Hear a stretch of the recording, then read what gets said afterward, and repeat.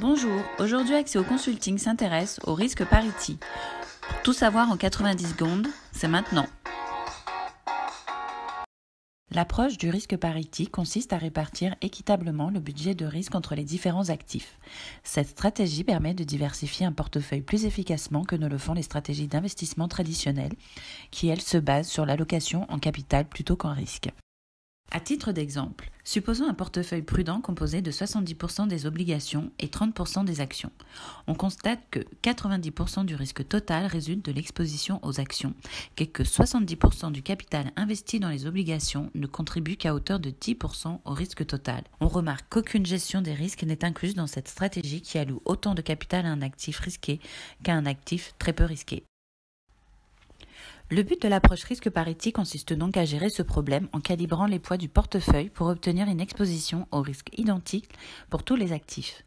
Cela revient à dire que pour un portefeuille de 5 actifs et de volatilité sigma, la stratégie d'investissement consiste à minimiser le risque mesuré par la volatilité tout en respectant la contrainte que la contribution au risque de chaque actif est égale à la volatilité divisée par le nombre de titres composant le portefeuille.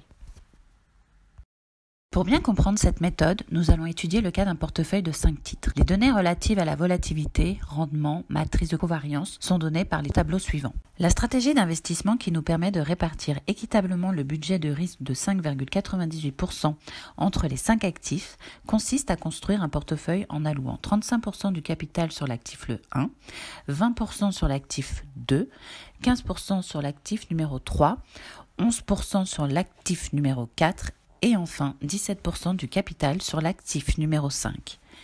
Ce résultat est obtenu en utilisant la méthode des multiplicateurs de Lagrange.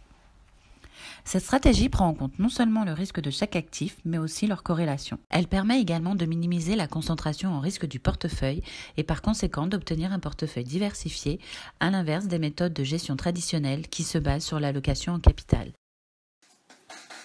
Retrouvez nos autres tutos en 90 secondes sur la chaîne YouTube d'Axéo Consulting.